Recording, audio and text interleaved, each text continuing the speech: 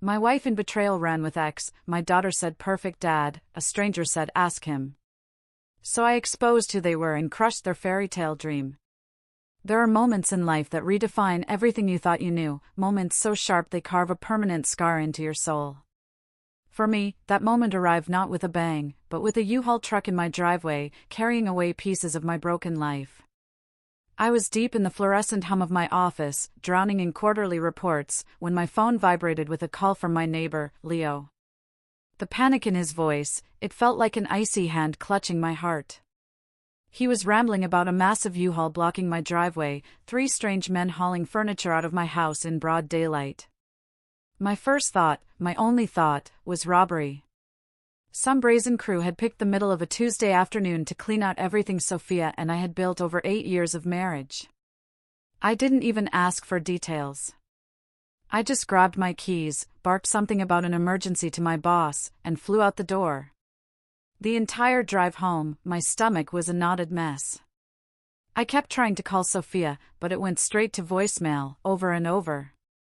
I was doing 70 in a 45 zone, my mind racing, picturing everything we owned just gone. When I finally peeled onto our street, there it was, the behemoth U-Haul, practically eating the road.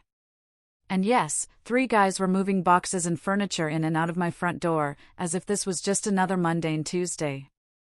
I slammed my car sideways across the driveway, effectively blocking them in, and jumped out, ready to call the cops. But then I saw her. Sophia. She was standing on our front porch, clipboard in hand, coolly directing traffic like some kind of twisted moving coordinator. And next to her, this guy I'd never seen before, tall, dark hair, an expensive-looking leather jacket. His hand was resting casually on the small of her back in a way that made my blood run cold, my gut clench. For a second, I just stood there, paralyzed, trying to process what I was seeing. This wasn't a robbery. No. This was something so much worse. When Sophia finally looked up and saw me, her face didn't register guilt, or surprise, or even fear. It was pure, unadulterated annoyance, like I was an inconvenient interruption to her carefully planned day. That's when something in me just snapped. I walked straight up to this stranger, this guy who had his hands on my wife, in my house, and before I knew it, I'd shoved him hard enough that he stumbled backwards into one of the movers. I was yelling, my voice raw, asking who the hell he thought he was. The guy got right back in my face, telling me to calm down. Calm down? My entire world was imploding. And that's when I actually threw a punch. It connected with his jaw with a sickening thud, hard enough that my knuckles screamed in pain. Suddenly, the movers were pulling us apart, Sophia was shrieking, and I was just screaming at someone, anyone, to call the cops right now. When the police showed up, I was sitting on the curb, my hand throbbing, and this Blake character was holding an ice pack to his face. The officers separated us, their faces unreadable, and started asking questions. That's when Sophia dropped the bomb. The one that changed everything. She looked at the cop, her voice chillingly flat, devoid of all emotion, and said, "This is Blake. He's my boyfriend, and we're moving my belongings out of this house." I actually laughed. A hysterical, disbelieving laugh that made the cops look at me like I was losing my mind. It was so absurd, so utterly impossible, that my brain couldn't produce any other response. The officers, looking increasingly tired, patiently explained that Sophia couldn't just take marital property without a court order. I watched her face turn crimson with rage as they instructed the movers to start putting everything back inside.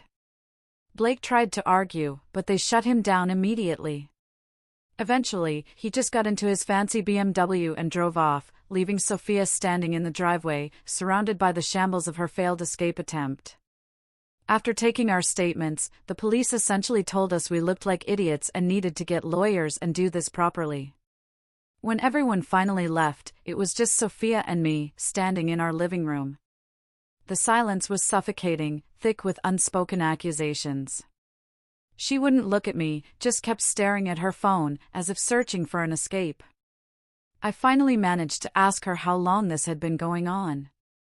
She shrugged, a dismissive gesture that cut me deeper than any angry word. It doesn't matter, she said, her voice laced with a bitter indifference. I've been unhappy for years. Blake makes me feel alive in a way you never did. My mind reeled. Never did? 8 years. A daughter. All of it, just a blank slate to her. My voice was shaky, but firm. You can leave, I told her, but our daughter, Chloe, is staying with me. That's when she smiled. A cruel, cold little smile that twisted my stomach. I might want to talk to Chloe before making any decisions about custody, she purred. An hour later, Chloe came home from school. I was sitting at the kitchen table, rehearsing a dozen different ways to break the news to her, to explain what was happening. But before I could say a single word, Chloe looked at me and, in the most casual, breezy tone imaginable, said, "Oh, you found out about Blake." The casualness of it, like she was commenting on the weather, felt like I'd been physically punched in the gut. My 8-year-old daughter. She sat down and, with an innocent matter-of-factness, explained that Mom had told her about Blake 6 months ago. She'd even met him a few times when Mom picked her up from school. Mom had told her he was her soulmate and that sometimes adults make mistakes and marry the wrong person. 6 months. My little girl had been carrying this secret for half a year, looking at me every single day, knowing that our family was a lie. I managed to choke out a question. Did she understand what was happening? She nodded slowly. Mom had told her it would be better this way, that everyone would be happier. Then she said something that will haunt me forever. She looked me right in the eyes, her gaze clear and honest, and said, "Mom says Blake would be a perfect dad." And honestly, I think she might be right. The way she said it wasn't mean or cruel, it was just honest. Like she'd thought about it carefully and come to a perfectly reasonable conclusion. I just sat there, looking at this little girl I had raised, loved, and protected. And I realized that Sophia had already won. She had already turned my own daughter against me without me even knowing there was a battle happening. That night, after Chloe went to bed, I sat alone in the dark living room. The silence was deafening, but this time, it wasn't suffocating. It was crystallizing. I made a decision. If they wanted Blake to be the perfect dad, if they wanted to act like I was just some obstacle, then fine. I'd give them exactly what they wanted. I'd step back and let them have their fairy tale. But I'd make damn sure that when it all fell apart, and it would fall apart, I'd be the one standing on solid ground.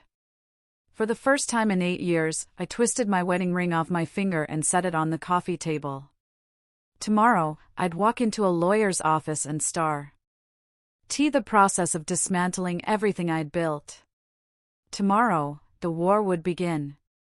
And I'd fight it smarter than I'd ever fought anything in my life, because I'd already lost my wife and, apparently, my daughter. I wasn't about to lose myself, too. The next morning, I walked into David's law office at 8 a.m. sharp. I'd barely slept, running on pure adrenaline and a simmering rage. David, who'd been my friend since college, took one look at my face and knew this wasn't going to be an amicable divorce.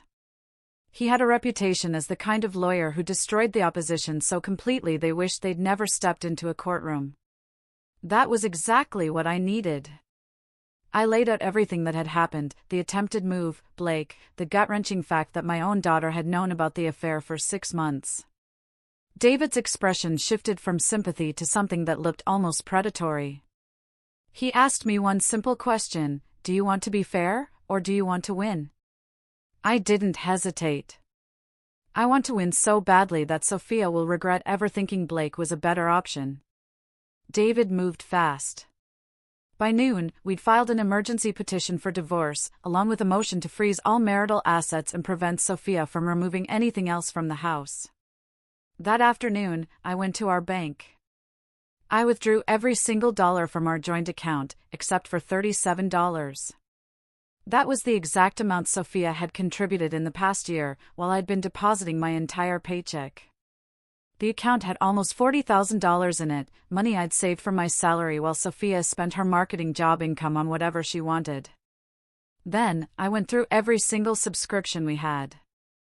Netflix, Spotify, the gym membership, the meal delivery service. I canceled everything or removed her access. With each click, I felt my pain transform into a cold, calculated action.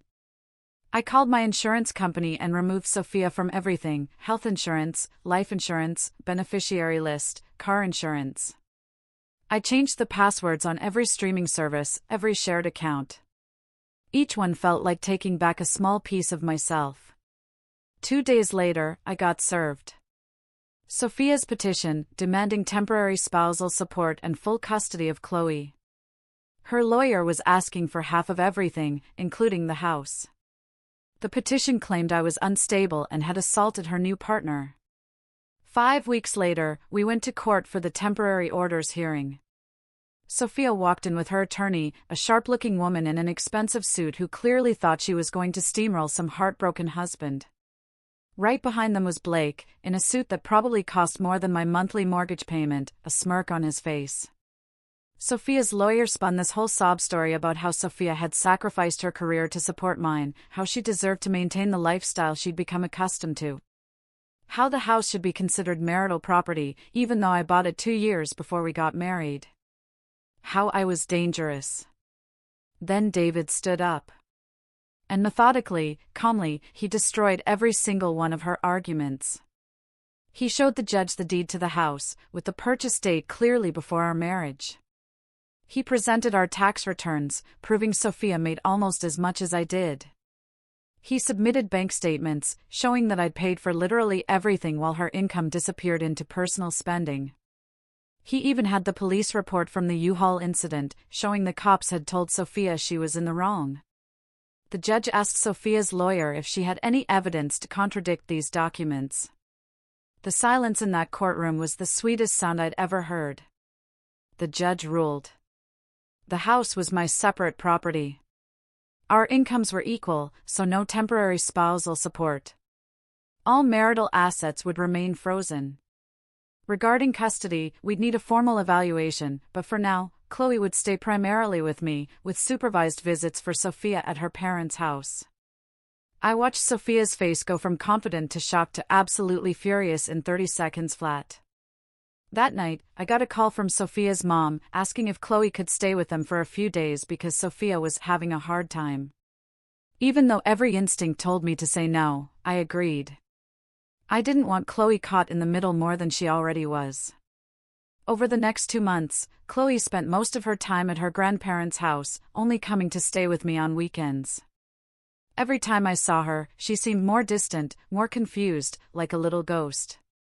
One Friday evening, when I picked Chloe up, she was quieter than usual. When we got back to my apartment, she finally said what had been bothering her. "Why can't I just live with Mom and Blake? They're going to get a place together, and Blake says I can have my own room with whatever decorations I want." Something in me just broke.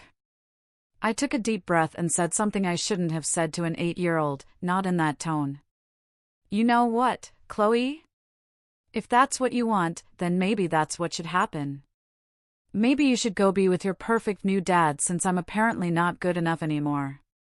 The look on her face will haunt me forever. It was like I'd physically slapped her. She ran to her bedroom and slammed the door. I knocked, tried to apologize, but she wouldn't talk to me.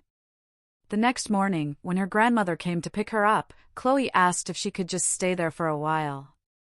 I watched my daughter leave with her overnight bag, a crushing realization dawning on me. I had just pushed her away in the exact moment when I should have been holding on tighter. The next few weeks were the darkest of my life. I barely saw Chloe. Sophia's parents said she was upset and needed time. I was alone in my apartment, wondering how I'd managed to lose everything that mattered. But somewhere in that darkness, a flicker ignited, then grew into a roar. I made a decision. I wasn't going to keep playing defense. I was going to find out exactly who Blake really was. I called David and asked for a recommendation for a private investigator. He gave me the name of Tom, who'd helped him on other divorce cases. I met with Tom at a coffee shop and laid out everything I knew about Blake, which, honestly, wasn't much beyond the fact that he drove a BMW, wore expensive clothes, and had somehow convinced my wife to blow up our family for him. Tom said he'd have a preliminary report within 2 weeks. As I walked out, a sliver of hope cut through the gloom. Maybe, just maybe, I was about to level the playing field. Tom called me exactly 12 days later. The tone in his voice told me he'd found something big. When we met at his office, he slid a manila folder across his desk, thick with documents. What he'd uncovered about Blake was so much worse than I'd imagined. Blake's entire life was basically a carefully constructed lie. Tom had found court records showing Blake had been arrested twice in 3 years for violating restraining orders. Once in Ohio, and once in Pennsylvania, both filed by ex-girlfriends who claimed he'd become controlling and threatening when they tried to end things. The BMW? Leased, and he was 3 months behind on payments. His fancy apartment was actually a sublet he was being evicted from. The high-level sales job was really a string of temp positions at car dealerships where he'd been Red for falsifying commission reports. Tom had even found social media posts from one ex, warning other women about Blake. She described how he'd love-bombed her with gifts bought on credit cards he never intended to pay off. When she'd finally tried to leave, he'd shown up at her workplace and her parents' house, making scenes until she'd gotten a restraining order. The more I read, the more I realized Sophia hadn't found a soulmate. She'd fallen for a con artist. Someone so good at playing the role that she'd never stopped to question whether any of it was real. I asked Tom if he was absolutely certain, because I needed it ironclad. He assured me everything was documented with court records, credit reports obtained through legal channels, and statements from people who'd known Blake. I called David, and he came over immediately to review everything. After reading through the documents, his jaw tightened. "This," he said, his voice hard, "is exactly what we needed to file for an emergency custody modification. If Blake was living with Sophia and Chloe at her parents' house, then my daughter was potentially in danger from a man with a documented history of threatening behavior." We filed the emergency motion the next morning with all of Tom's findings attached. The judge scheduled the hearing for 3 days later. David explained that when child safety is involved, courts move quickly. I hadn't spoken to Sophia in weeks beyond brief texts, so when I walked into that courtroom and saw her face go pale as David started presenting the evidence about Blake, I almost felt bad for her. Almost. But not quite. Because she'd chosen to expose our daughter to someone she'd never bothered to investigate. David methodically went through each arrest record, each eviction notice, each credit report showing tens of thousands in unpaid debt. With each document, Sophia seemed to shrink further into her chair. Her lawyer tried to argue that past relationships didn't indicate future behavior, but David countered that according to the pattern in the restraining orders, Blake's behavior only escalated when women tried to leave him, which made the current situation particularly dangerous. The judge asked Sophia directly if she'd known about any of Blake's history. She admitted, in this tiny, strangled voice, that she hadn't, that he'd told her he was divorced with no kids and a successful career. The judge then asked if Blake was currently living with her and Chloe at her parents' house. Sophia hesitated, then mumbled a yes, that he'd moved in 2 weeks ago after having financial trouble. I watched the judge's expression harden. The judge ruled, effective immediately, Chloe would return to my primary custody.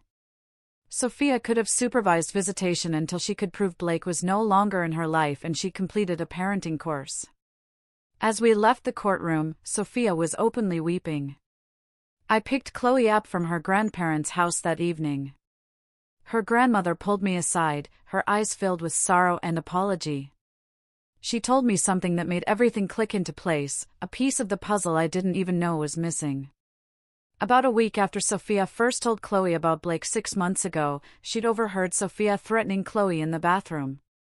Sophia had told her that if she ever mentioned Blake to me, Sophia would have to send Chloe away to live with distant relatives. That it would all be Chloe's fault that the family broke up. Rage, hot and blinding, mixed with an unbearable wave of guilt, washed over me. Her grandmother also said Chloe had been having nightmares lately, crying about how she'd ruined everything and how I didn't love her anymore. That's when I truly realized my daughter had never actually wanted Blake to replace me. She'd just been trying to survive an impossible situation. I went inside and found Chloe sitting on the couch, looking small and scared.